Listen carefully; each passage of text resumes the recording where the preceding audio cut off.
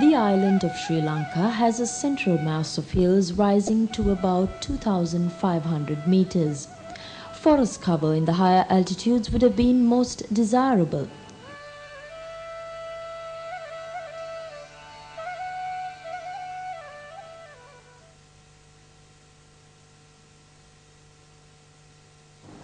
However, population expansion and the consequent demand for forest products and land has denuded much of our slopes of this hilly terrain.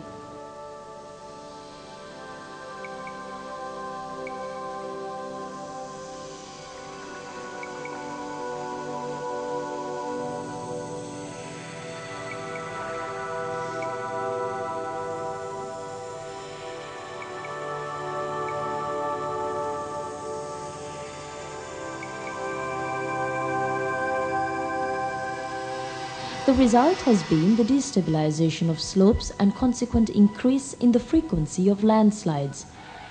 Some of the landslides that have struck recently have caused extensive havoc and focused intense attention on the need for stabilization of slopes which are prone to landslides.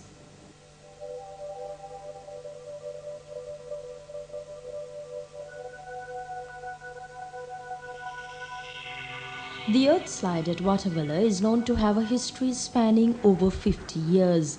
On 3rd June 1993, the slide was reactivated, causing disruption of railway traffic. The restoration work cost around 300 million rupees. The cost of prevention of landslides is less than the cost of correction and rehabilitation.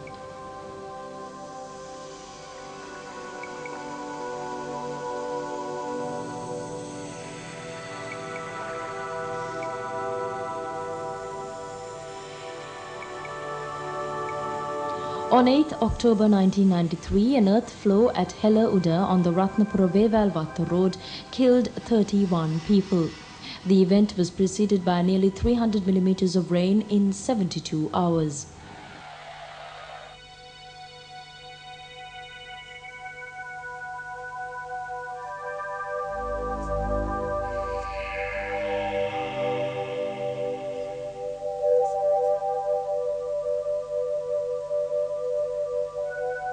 The Nakatiya Koslanda landslide movement, initiated on 19 November 1997, was also triggered by heavy rainfall in the 10 days preceding the event. The landslide destroyed a portion of about 100 meters of the Beragala Koslanda Batiklo main road, as well as 12 dwelling houses, 2 line quarters and about 50 acres of cultivated land.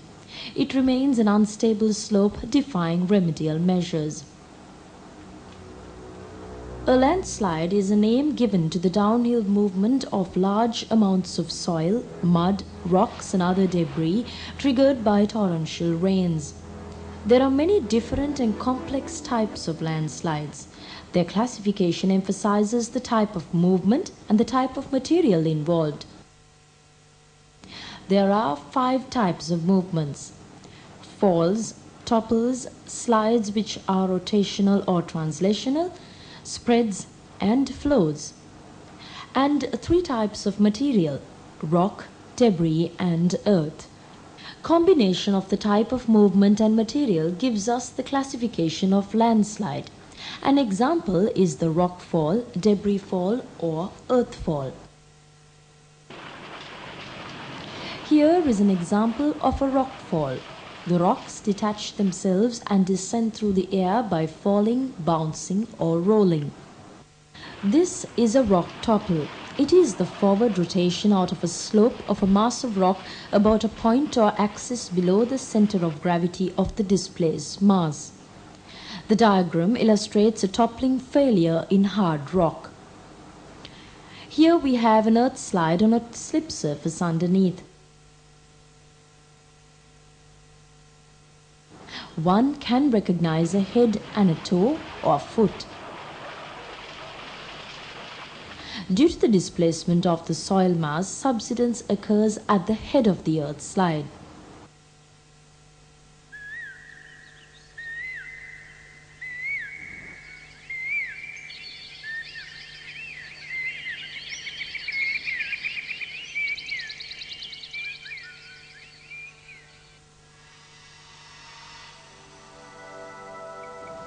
The earthslide area shows clear edges beyond which the slope is usually stable.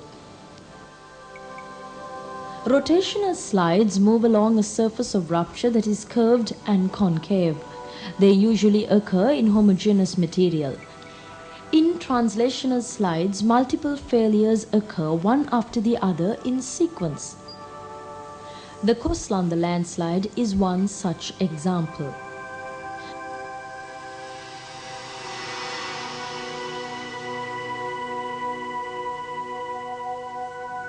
The spread is an extension of a cohesive soil or rock mass combined with a general subsidence of the fractured mass of cohesive material into softer underlying material. A flow is a spatially continuous movement in which surfaces of shear are short-lived, closely spaced and usually not preserved. The distribution of velocities in the displacing mass resembles that in a viscous liquid. Material involved may be earth, mud, debris, sand or loess. Landslides occur because of the interplay of several factors. Natural factors are intensity of rainfall, steep slopes, stiffness of slopes, unfavorable geomorphology, highly weathered rock layers, existence of soil layers formed under gravity, seismic activity, poor drainage. Man-made factors are deforestation leading to soil erosion, non-engineered excavations, mining and quarrying, non-engineered construction, land use patterns. Landslides that are deep-seated and massive defy analysis like the one at Koslanda. Medium and minor landslides can be stabilized. Avoidance is achieved by mapping landslide-prone areas as seen here and integrating this information into policy planning and development strategies. Building bridges over the landslide area is advisable for road construction. Engineered excavation may reduce unwanted weight, stabilizing slopes as illustrated here.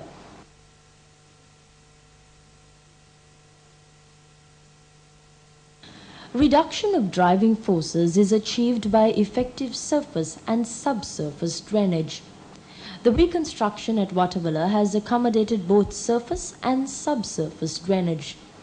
Large surface drains take surface water away from the landslide-prone area. Stabilization attempts put in place a number of submerged pumps which could pump out excess water from the landslide-prone area. These become activated automatically when the groundwater level rises beyond a certain level. Underground drainage pipes are in place for improved subsurface water drainage. It is usual practice to provide filter around subsurface drain as we see here. On slopes, channeling work is used to prevent rainwater from infiltration into the ground. A network of branch drains feed water to a main drain, which then carries surface water down and away from the slope. The drains are stabilized against erosion and sedimentation by rock walls or by planting vetiveria grass above to trap soil and sediments to prevent them from entering the branch drains. Internal stabilization is usually by reinforcement of the unstable mass by the inclusion of tensile resistant elements. In situ reinforcement systems include soil nailing, root piles and doveling. The number 1 in this illustration indicates a dowel. Number 2 shows tension rock anchors. Number 3 is a tieback wall. 4 is a shotcrete. 5 is a drain hole, while 6 is a concrete buttress.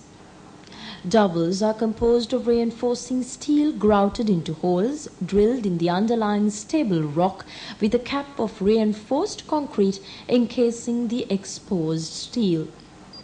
Root piles are cast in place, reinforced concrete piles. Sometimes reticulated root piles are also used. Soil nails are steel bars, rods, cables or tubes that are driven into natural soil or rock or are grouted into pre-drilled bore holes. Soil reinforcement is the concept of reinforcing the backfill behind retaining walls. These are coherent and flexible. In sheet reinforcement, geotextiles are placed horizontally between layers of embankment soil to form a composite reinforced soil system. A large variety of geotextiles with a wide range of mechanical properties are available. In grid reinforcement, polymeric or metallic elements are arranged in a rectangular grid shape. Geogrids are relatively stiff net-like material with open spaces called apertures between 1 to 10 centimeters. They are made of polypropylene or PVC coated polyester.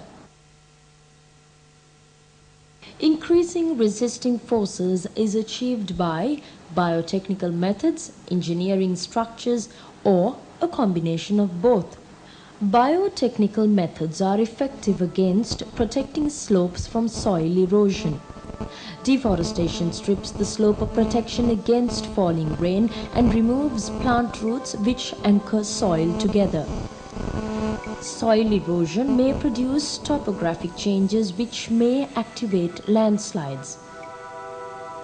Since olden times, many methods have been practiced to prevent soil erosion. Terraced agriculture has been one such method. Building dry stone walls along contour lines has been another.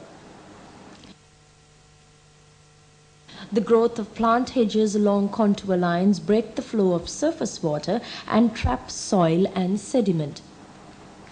The salt methodology, which advocates this, is currently enjoying wide acceptability.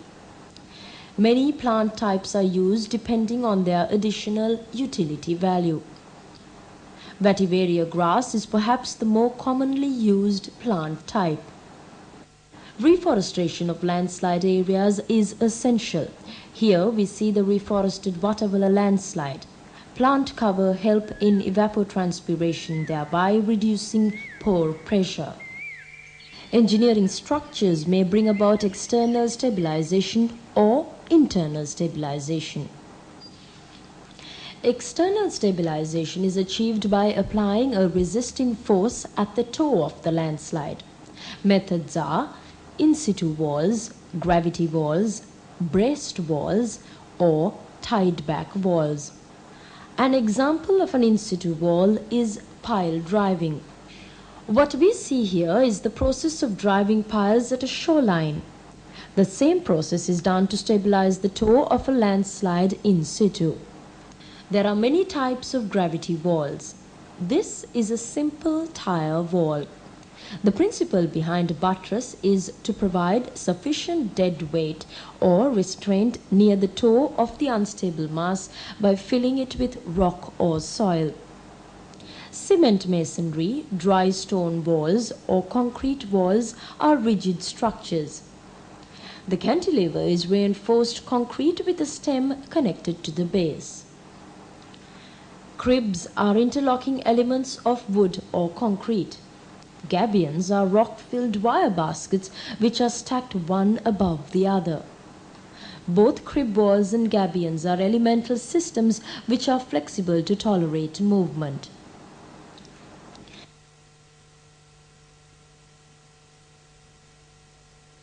Restraining nets on the slope are also employed where feasible. Sometimes both biotechnical and engineering structures are used at tandem.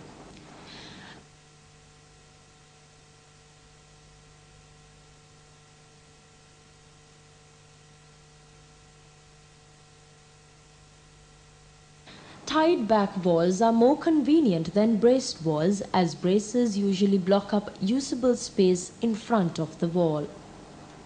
Preventive measures could take into consideration many things that have already been said. Policy implementation to identify vulnerable areas and vacating dwellers is important where relevant. Appropriate land use patterns are critical. Where slopes are cultivated, soil conservation practices must be implemented and good drainage ensured. Vegetation cover is essential for slope stabilization. Hence, prevent deforestation and encourage afforestation on slopes. Prevent ad hoc excavation, mining, and blasting on vulnerable slopes. Biotechnical and engineering structures could be used to stabilize unstable slopes. All these measures could probably minimize impact of landslide and contribute to save lives and loss of property.